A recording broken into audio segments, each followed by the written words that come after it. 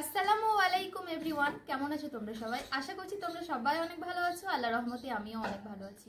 খুশি কুকিং রেসিপিতে তোমাদের সবাইকে অনেক স্বাগত ও অনেক ভালোবাসা। আজকে চলে এলাম আবারও একটা নতুন রেসিপি নিয়ে।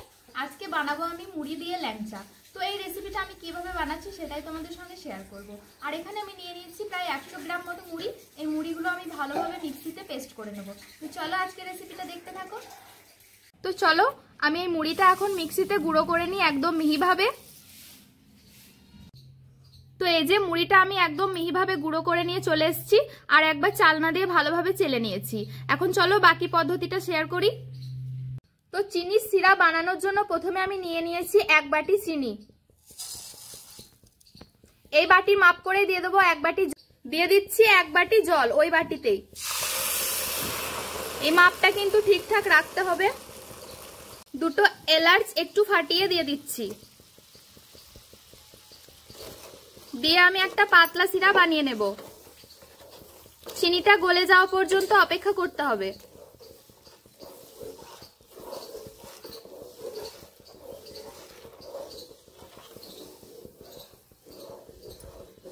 তো চিনির সিরাটা আমার ভালোভাবে একদম রেডি হয়ে গেছে। এই যে অনেকক্ষণ থেকে এভাবে ফুটছে আর একদম রেডি। আর এই যে হাতে দিলে ঠিক এরকম হবে, একদম হাতে লেগে যাবে না। পাতলা একটা সিরা বানিয়েছি। তো এই সিরাটা আমি একটা পাত্রে ঢেলে রেখে দেব। বাকি প্রসেসটা শুরু করি। দিয়ে দিচ্ছি 200 গ্রাম মতো দুধ,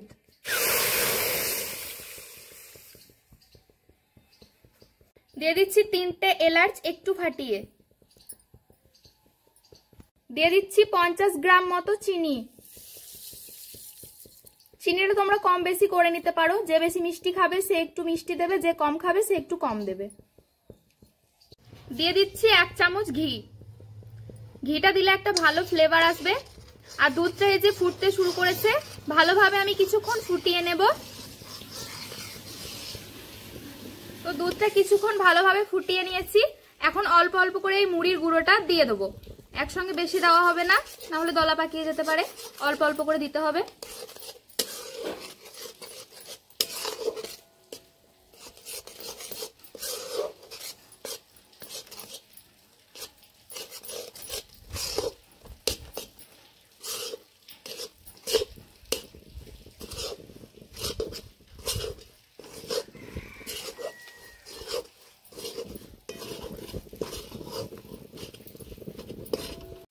এই যে মুড়ির ডোটা আমার রেডি হয়ে গেছে। এখন এটা নামিয়ে নেব। এটা নামিয়ে কিছুক্ষণ ঠান্ডা হতে দেব। তো ডোটা আমার ঠান্ডা হয়ে এসছে। এখন দিয়ে দিচ্ছি 1 প্যাকেট দুধ, গুঁড়ো দুধ।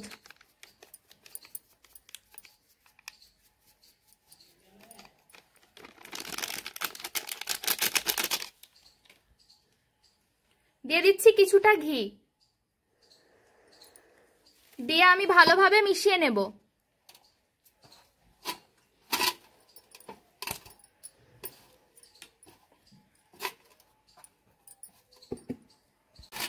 তো একদম ভালোভাবে মেখে নিতে হবে, সবকিছু যেন একে অপরের সঙ্গে ভালোভাবে মিশে যায়। তো ডোটা আমি 5 মিনিট ভালোভাবে হাত দিয়ে মেখে নিয়েছি। এখন হাতে একটু অল্প ঘি লাগিয়ে নেব, আর একটু অল্প অল্প করে নিয়ে নেব এই ডো থেকে। এই যে তারপর আমি ল্যাংচার মতো শেপ দিয়ে নেব।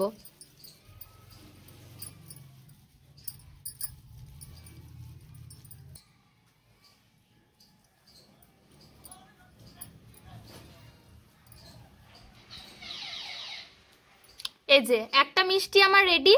এভাবে করে সবগুলো বানিয়ে নেব। তো এই যে এভাবে করে আমি সবগুলো মিষ্টি বানিয়ে নেব। তো এই যে এভাবে করে আমি সবগুলো মিষ্টি বানিয়ে নেব।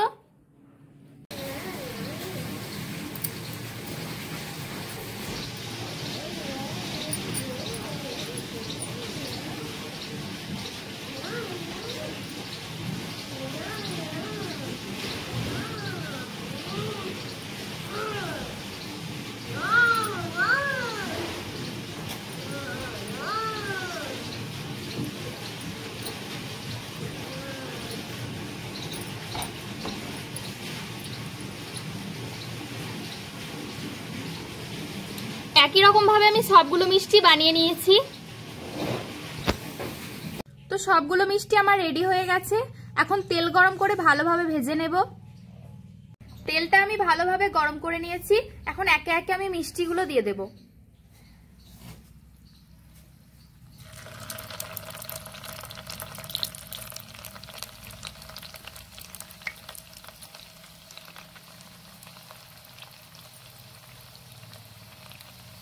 এক পাশটা ভালোভাবে হবার পরে আমি আর এক পাশটা উল্টাবো, না হলে ভেঙে যাবে।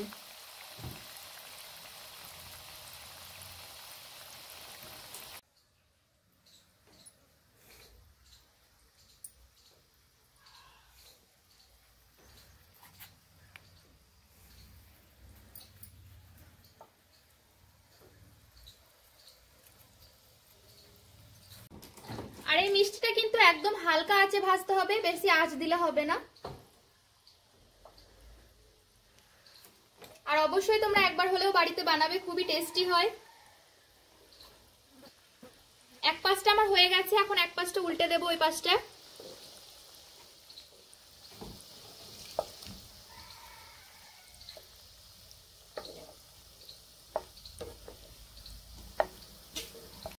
দেখলে তো কত সহজেই হয়ে গেল, একদম মিষ্টির দোকানের মতো ল্যাংচা।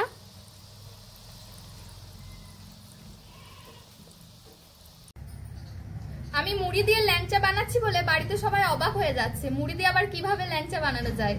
তো খেয়ে দেখবে বাড়ির সবাই কেমন হয়েছে।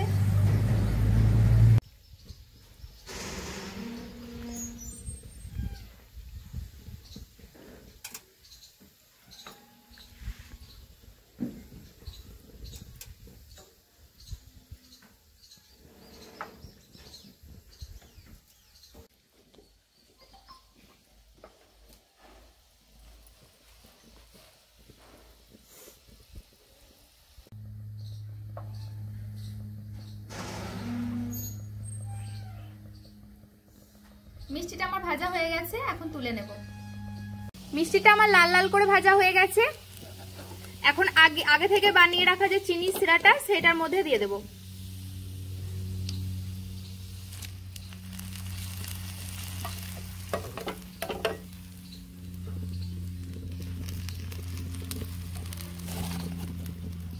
এখন ঢেকে রেখে দেব। বাকি মিষ্টিগুলো আমি একইভাবে ভেজে নেব।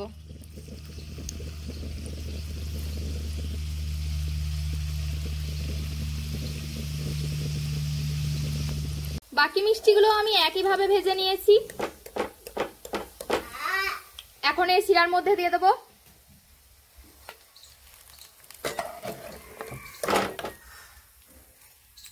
তো এই শিরাতে ডুবিয়ে আমি আধ ঘন্টা মতো রেখে দেব, যাতে করে মিষ্টির ভিতরে সমস্ত রস ঢুকে যায়। তো মিষ্টিটা একটু ভেঙে দেখায় কতটা নরম হয়েছে। এই যে একবারে কেটে যাচ্ছে, আর যেমন দোকানের মতো একটু ফেটে ফেটে যায় সেই রকমই হয়েছে। আর যদি 1 ঘন্টা মতো রাখা যায় তাহলে ভিতরে রসটা আরো যাবে। যেহেতু আমি আধ ঘন্টা রেখেছি তাও অনেকটাই নরম হয়েছে। এবার একটু টেস্ট করে দেখি কেমন হয়েছে। তো তোমরা দেখতেই পেলে কত সহজভাবে আমি এই রেসিপিটা বানিয়ে নিলাম, আর একদম কম খরচে অল্প উপকরণ দিয়ে এটা বানানো যায়। তো একটু টেস্ট করে দেখি কেমন হয়েছে। বিসমিল্লাহ।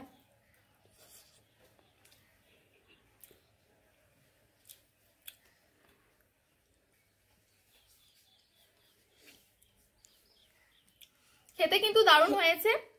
আর এই রেসিপিটা অবশ্যই তোমরা একবার হলেও বাড়িতে ট্রাই করবে, ভীষণই সুন্দর হয় খেতে। আর দুধটা দেওয়ার কারণে একটু দুধ দুধ ভাব লাগছে, ঘিটা দিয়েছি, ভালো ফ্লেভার আছে। আজকের রেসিপিটা যদি তোমাদের কাছে ভালো লাগে অবশ্যই লাইক কমেন্টস। তো এই রেসিপিটা তোমরা অবশ্যই একবার বাড়িতে ট্রাই করে খেও, ভালো লাগবে। আর আমি তো খেয়ে দেখলাম, ভীষণই ভালো হয়েছে। তো আমার চ্যানেলের পাশে থাকবে, আমার চ্যানেলটাকে সাবস্ক্রাইব করে রাখবে। আজকের মতো এ পর্যন্ত, ফিরে আসছি নেক্সট একটা রেসিপি নিয়ে। টাটা।